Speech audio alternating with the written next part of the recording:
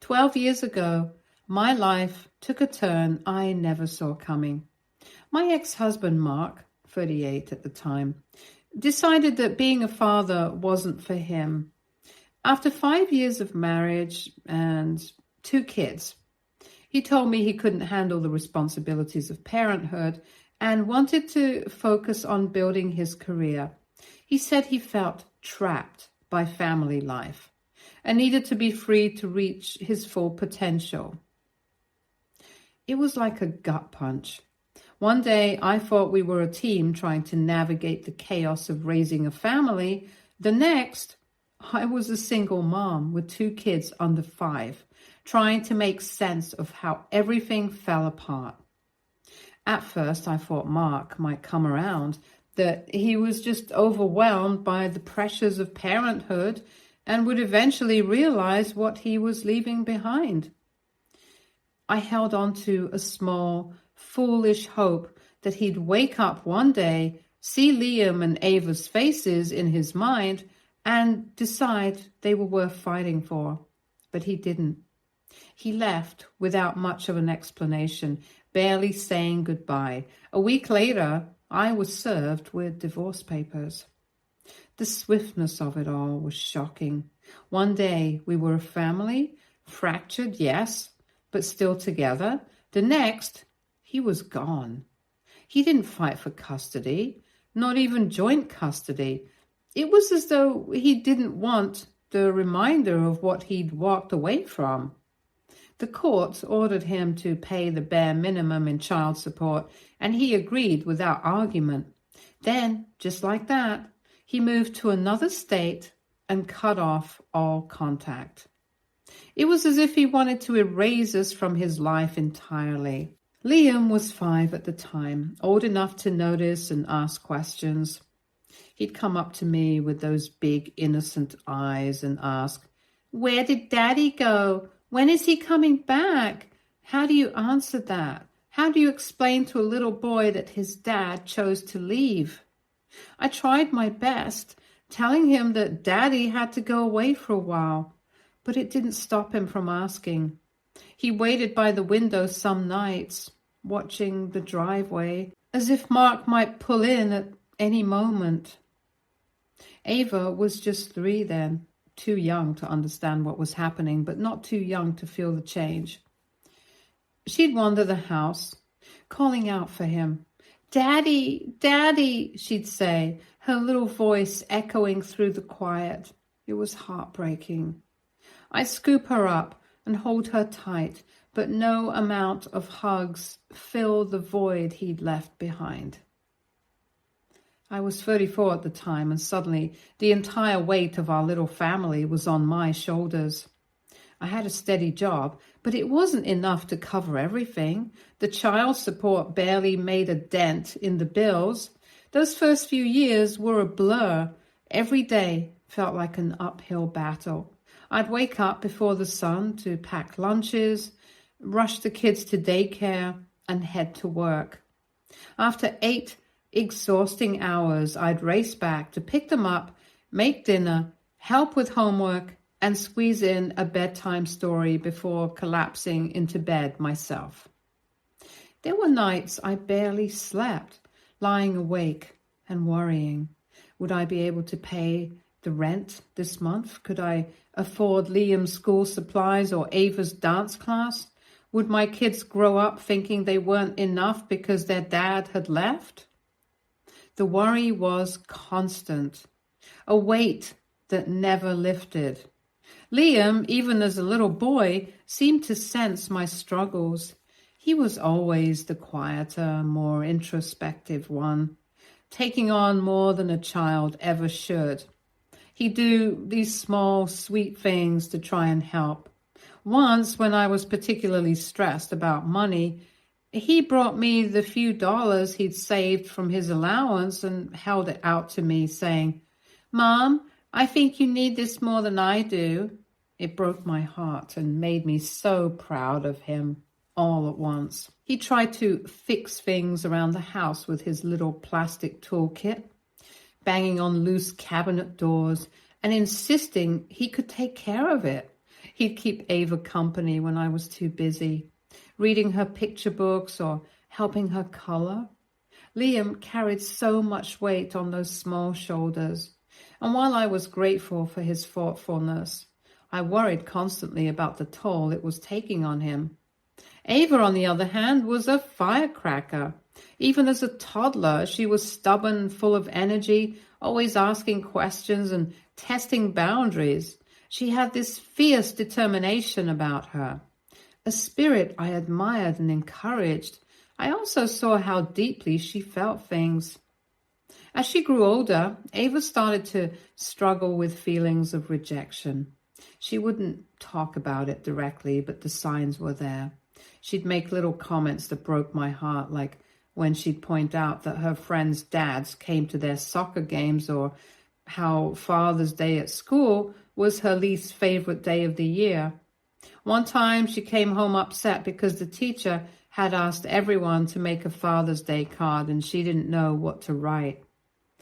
She tried to act like it didn't bother her, brushing it off with an "I don't care" or "whatever," but I knew better. Ava was tough. But she was just a kid, and kids need to feel loved and wanted. Mark's absence left a hole in her life, one she didn't always know how to talk about. The hardest part for me was feeling like I had to be everything at once, both mom and dad, provider and nurturer, disciplinarian and comforter. I wanted to shield them from the pain of Mark's choices, but I couldn't erase it entirely. All I could do was show them that they were enough, that they were loved beyond measure. We fell into a rhythm eventually, but it wasn't easy. Money was tight and there were plenty of sacrifices. Liam wanted to join a club in middle school, but the fees were too high, and Ava had to settle for secondhand soccer cleats because I couldn't afford new ones. Still, we found joy where we could. I worked hard to make sure the kids felt safe and happy, even when I felt like I was barely holding it together. Mark, meanwhile, seemed to be living his dream. I would hear bits and pieces through mutual friends or see things pop up on social media, like how he got promoted at work, bought a fancy condo, and was always jetting off to some new country for business. He looked happy, at least from what I could see through social media. He was living the life he had always talked about, climbing the corporate ladder, traveling the world, experiencing all the luxuries that came with success. It was the life he'd always wanted for himself. But not once did he reach out to me, not even a birthday message to his kids. No calls, no cards, no acknowledgement of their lives. At first, I tried not to be bitter. I told myself that maybe he was just busy and that maybe he was adjusting to his new life, and that one day he'd remember he had a family. But the years passed and I honestly stopped caring. The more time passed, the less I thought about him. I focused on raising Liam and Ava and on making sure that they knew they were loved and that they had everything they needed from me. Now, Liam is 20 and in his second year of college.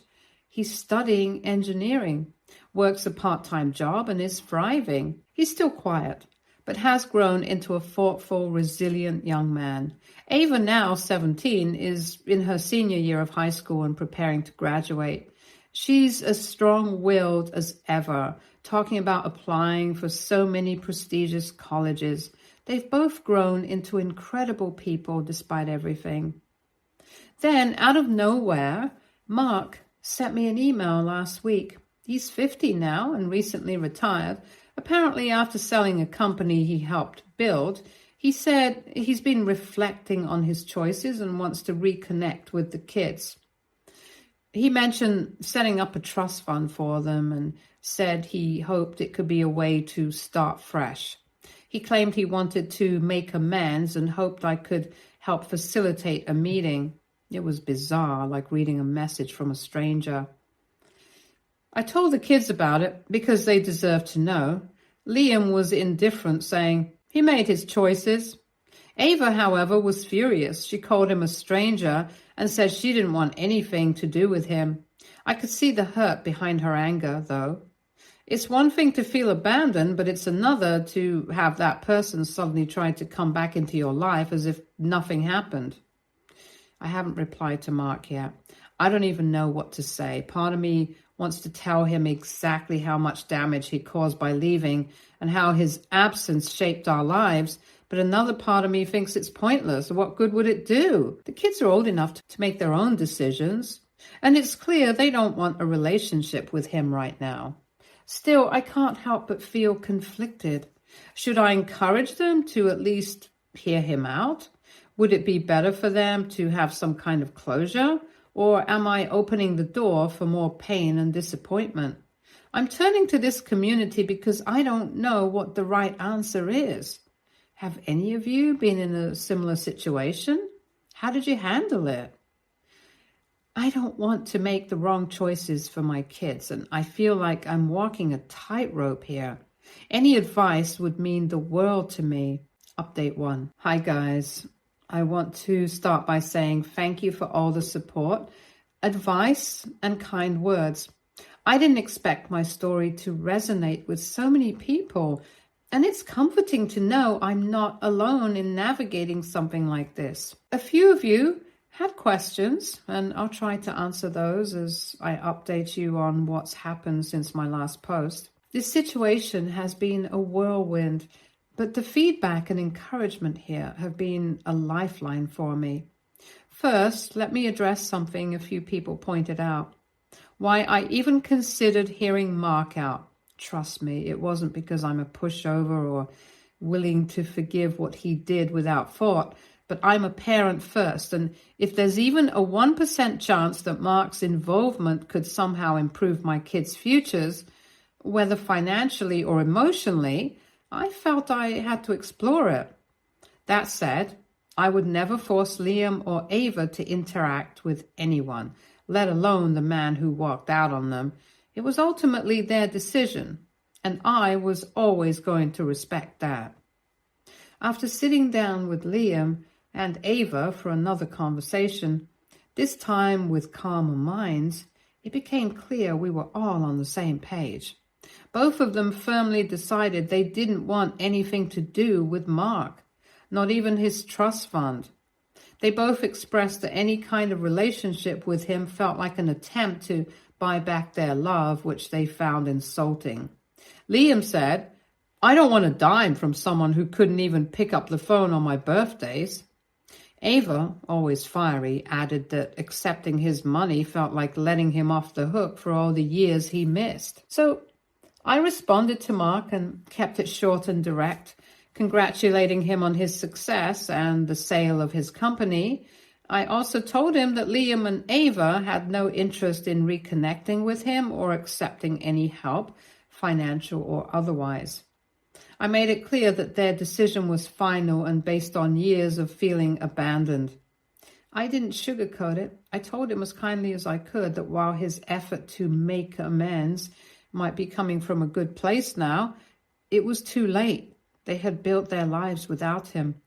They didn't feel there was a space for him in them anymore. Hitting send on that email felt more satisfying than I could put into words. Some of you suggested we take the money because, after all, he owed it to us, and while the thought is tempting, I just couldn't do it. I've worked too hard, and Liam and Ava have worked too hard to let him swoop in and throw money at the life he walked away from. It's not about pride. It's about principle. I want my kids to know that we don't need anything from someone who abandoned us. The life we've built is ours, and I won't let his money put a price tag on it. Of course, Mark didn't take the rejection gracefully. He responded with another email, this time a little longer and more emotional. He talked about how he's changed and regrets the choices he made. He said he was lonely and hoped we could all start fresh. He even hinted that Liam and Ava might regret not having a relationship with him one day. Reading his words, I couldn't help but feel angry. Where was this regret when Ava was crying at night, wondering why her dad didn't love her enough to stay? Where was this newfound self-awareness when Liam was struggling with self-doubt, wondering if he wasn't good enough to keep his dad around? I didn't reply. I don't think there's anything left to say. It wasn't just the email that brought up old wounds for all of us. Over the last few days, this situation has stirred up memories I hadn't thought about in years, and I found myself remembering birthdays where the kids made wishes that their dad would come back. I thought about the time Ava wrote him a letter when she was 7, asking why he didn't love her anymore, and how I had to gently explain that we couldn't send it because we didn't even have his address. I thought about all the times I saw Liam quietly watching his friends with their dads, pretending it didn't bother him when I knew it did. For Liam and Ava, it's been a mix of emotions. Liam is mostly stoic and as usual, but I can tell this stirred up some unresolved feelings. He's kept himself busy with school and work, but there's a quietness about him this week that worries me.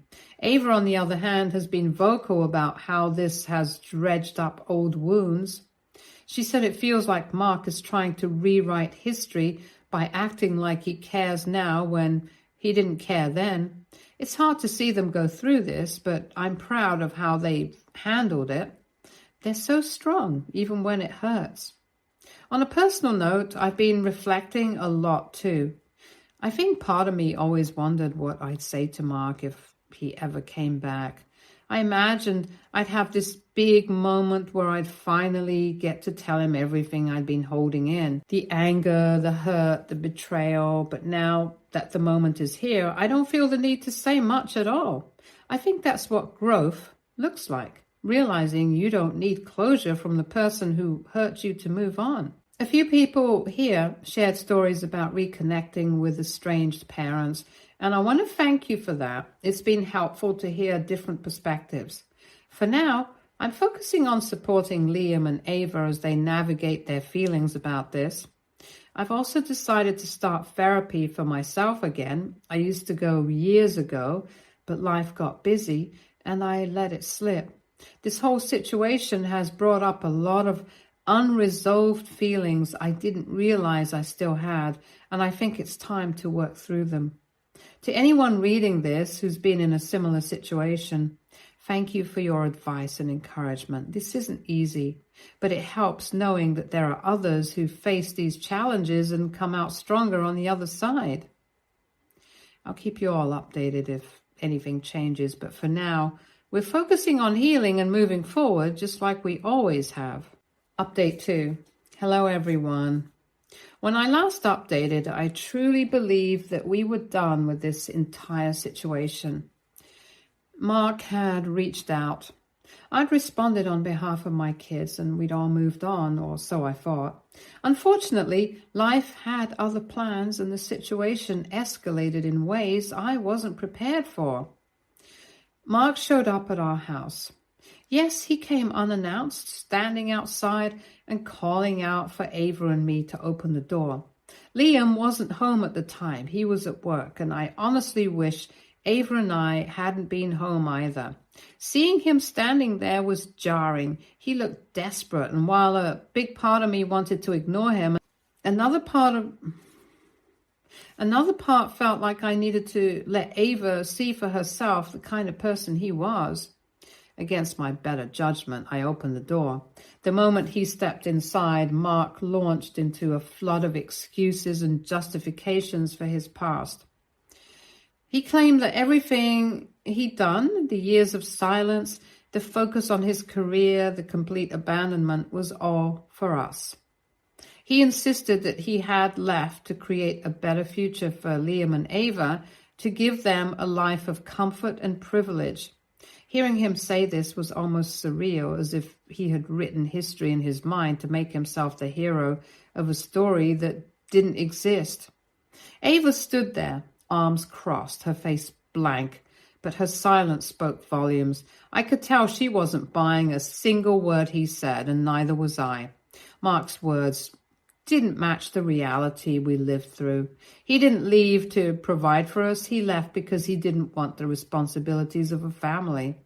When it became clear that neither Ava nor I were responding the way he wanted, Mark changed tactics. He turned his attention to Ava, softening his tone, trying to appeal to her directly. He started talking about her future, mentioning how he could help her travel the world before she started college. He painted a picture of luxurious vacations, fully funded by him, as if that would be enough to make her forget the years of neglect. Ava didn't say anything, but her body language made it clear she wasn't interested. It was painful to watch him try to manipulate her. He clearly thought he could buy her affection or convince her with grand gestures. When none of it worked, his demeanor shifted yet again. The pleading and charm disappeared, replaced by anger and blame. He turned on me, accusing me of poisoning the kids against him.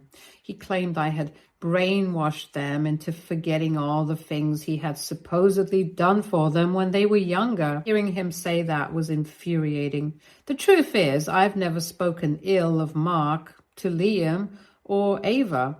I didn't need to. His actions, or lack thereof, spoke for themselves. Still, standing there and listening to him twist the narrative was like a slap in the face. I wanted to say something to defend myself and set the record straight, but in the moment, I felt paralyzed. Mark didn't stop there. He went on, saying that I had ruined the relationship he could have had with his children. He acted as though he was the victim, completely ignoring the fact that he was the one who chose to leave. He even had the audacity to suggest that I'd made it impossible for him to come back sooner, as if that were ever a decision I had control over. Before I could respond, Liam came home. The timing couldn't have been more perfect. He walked in, immediately sensed the tension in the room, and asked what was going on. Mark tried to shift gears again, and this time turning his attention to Liam. He started talking about how proud he was of Liam's accomplishments, how he had been following his progress and knew he had a bright future ahead. He said he wanted to be part of that future, to support him in whatever way he could. Liam didn't let him finish. He simply told Mark to leave. His voice was calm but firm, and there was no room for argument. Mark tried to push back, insisting that he had a right to see his children and be part of their lives, but Liam stood his ground. He told Mark that he had lost that right the day he walked away, and nothing he could say or do now would change that. Watching Liam handle the situation with such strength and clarity made me incredibly proud. He didn't let Mark manipulate him or guilt him into anything. He just stood up for himself and for Ava in a way that I hadn't been able to in the moment. Mark left after that, but not without making one last comment. He said that one day we would all regret shutting him out and that we would realize he was only trying to help. It was classic Mark, always deflecting blame and painting himself as the victim. After he left, I sat down with Liam and Ava to process everything that had just happened. Ava was furious, saying that she couldn't believe he had the nerve to show up and expect forgiveness after everything he had done. Liam, as usual, was quieter, but I could tell he was upset too. He said it felt like Mark was trying to rewrite history, to erase the pain he caused by throwing money at the situation. The whole ordeal has been emotionally draining. It's brought up so many old wounds, not just for Liam and Ava, but for me as well. I've been reflecting a lot on the kind of life we've built since Mark left. It hasn't been easy, but it's been ours.